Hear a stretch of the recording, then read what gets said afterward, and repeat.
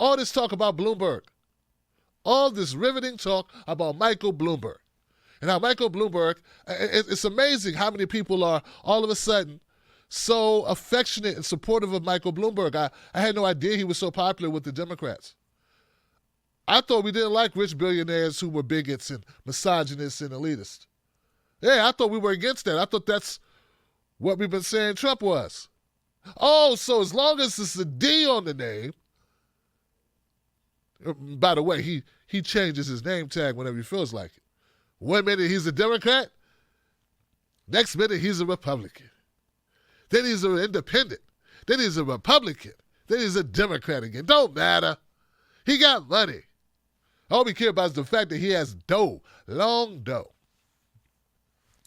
So Bernie Sanders today was asked a question during the town hall about Michael Bloomberg, and this is how he responded. You know, Mr. Bloomberg has every right in the world to run for president of the United States. He's an American citizen. But I don't think he has the right to buy this election. You know, we pride ourselves on being the longest-standing democracy in the world, and we're proud of that. To me, what that means, one person, one vote. You want to run for president, you run for president. You got good ideas, maybe you win, maybe you don't win. But I do think it's a bit obscene that we have somebody who, by the way, chose not to contest in Iowa, in Nevada, in South Carolina, in New Hampshire, where all of the candidates, we did town meetings, we're talking to thousands and thousands of people working hard. He said, I don't have to do that. I'm worth $60 billion. I have more wealth than the bottom 125 million Americans. I'll buy the presidency. That offends me very much. And tomorrow night, you know, and what also offends me is, you know, I think we're going to take a look at his record. And there are a number of things about his record that I think the American people may not know. As the mayor of the New York City, he was very aggressive in pushing so-called stop and frisk. And what that meant, and it was very clear, no hiding this, that if you were black, if you are a Latino man and you walk down the street, the police had the right to grab you for no reason, throw you up against the wall, search you. Hundreds and hundreds of thousands of African Americans and Latinos in New York City underwent that. And then finally, after he left and Bill de Blasio became mayor, they did away with stop and frisk, and you know what? Crime rate continued to go down. So his policies humiliated and offended hundreds and hundreds of thousands of people. And I think that is something that is worthy of discussion. You know, I find it very problematic and very telling that we have a Democratic Party that seems to not have a real problem with Michael Bloomberg being a sort of a kingmaker in this process. Yeah, you would think that we would have a little bit more scruples within a party that calls himself the Democratic Party, who loves to chastise others about ethics and about the rule of law and about constitutional rights and about equality. Doesn't seem to hold true when it's time to count those dollars, though, does it, Johnson? No, because we got money on the line, Tim Black, and when money's talking, we have to listen. You know, where I come from, you're supposed to stand up regardless to what's going on around you. If it's the right thing to do, you do the right thing. I love the way Bernie Sanders frames this. He says, hey, I don't got a problem with the guy running for president, but he shouldn't be able to buy his way in. Fairness, equality. He should have to do exactly what other candidates have had to do. How dare Michael Bloomberg be able to saunter in? Just saunter in with his money hanging out his pocket. Is that a $60 billion in your pocket, or are you just happy to see me, Mike? He just waltzes in, not a care in the world. Hi. I'm Michael Bloomberg. I'm worth a lot of money. I don't have to listen to anyone or do any rules. That's for peasants to follow rules. Andrew Yang had to follow rules. Kirsten Gillibrand, follow rules. Beto O'Rourke, follow rules. Look at him following rules. I don't have to follow rules. Look at Kamala Harris. She had to follow rules. I don't have to follow rules. I have $60 billion that says I don't have to follow a rule. It seems like it's true. I hear tell that he gave the DNC $300 million. Was it $300 million? No, it was $300,000. Do you know how much $300,000 is to Michael Bloomberg?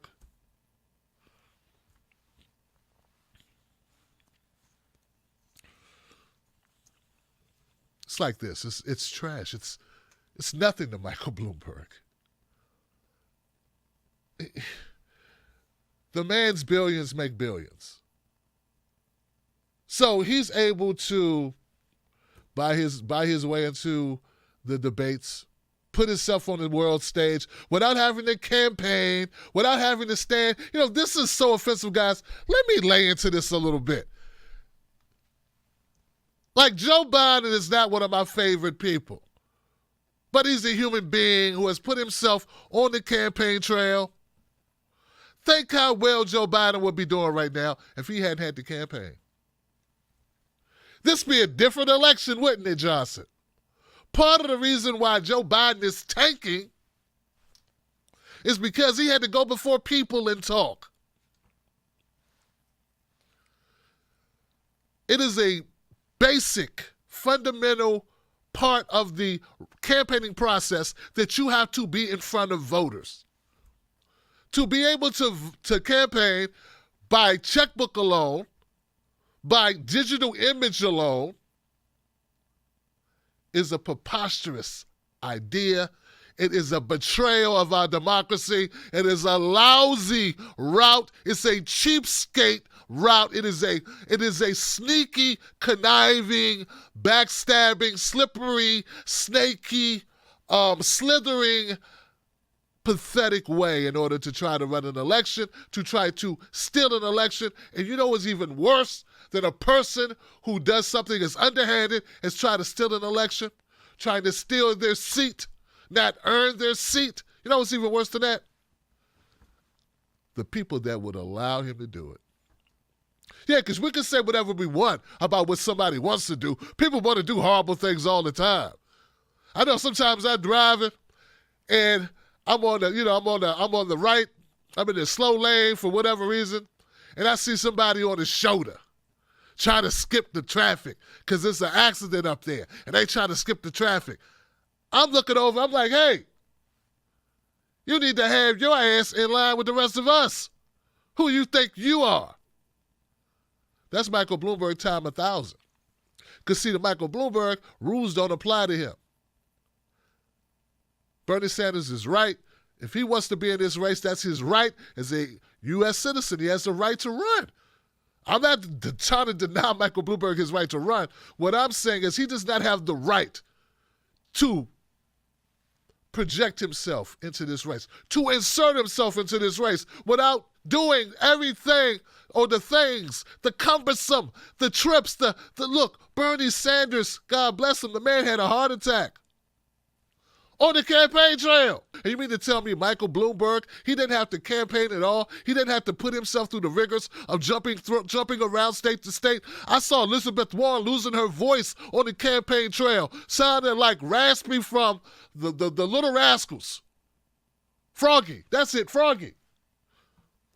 Sounded like Froggy from the Little Rascals because her voice is gone from campaigning. You mean to tell me Bernie Sanders has a heart attack on the campaign trail. Elizabeth Warren loses her voice. Joe Biden loses his wits. And all that Bloomberg has to do, he can skip past all of that because he throws a couple of quarters at a broke DNC. He could just vote over all the rules.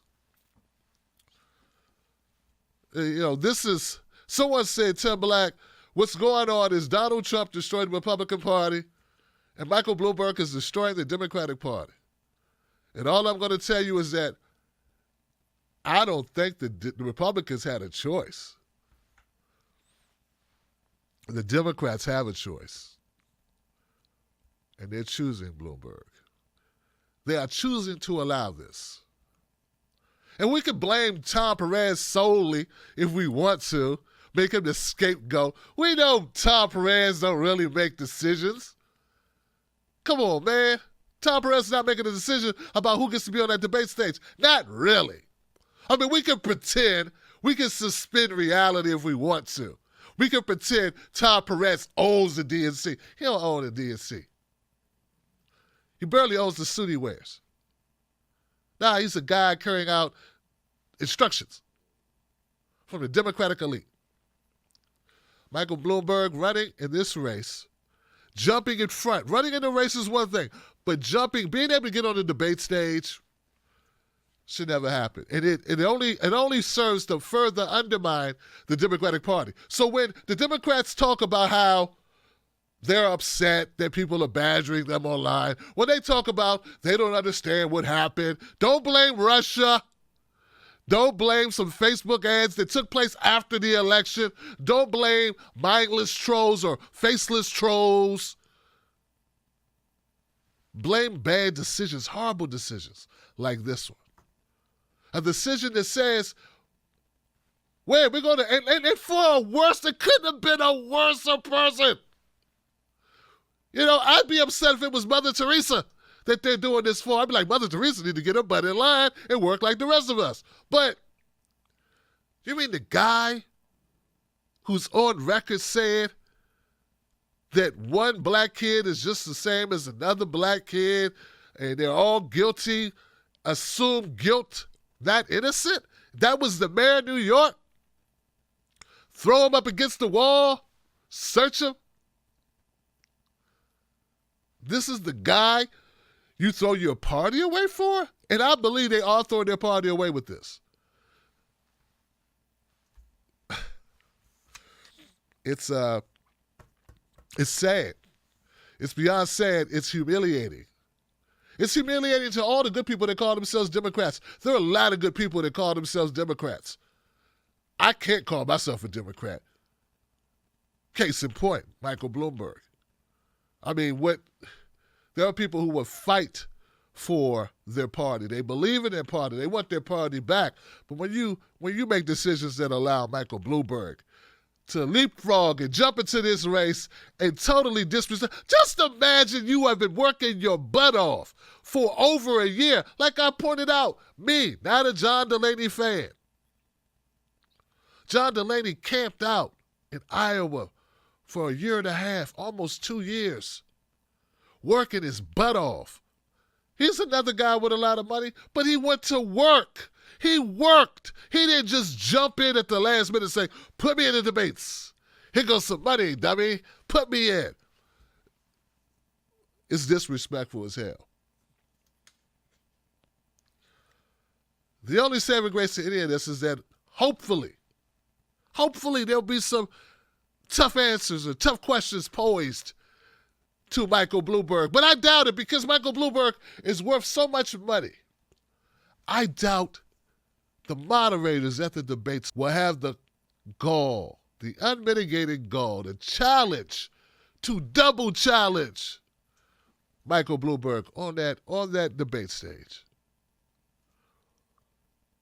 If they don't, if they let him moonwalk his way, saunter around that stage, I don't think there's any saving him. That's how serious this is. So and ironically, the only thing that can save them from Michael Bloomberg at this point is the person. Oh, you're going to see what the Democrats are really made of because the only person that can save them now is Bernie Sanders. Karma, mother.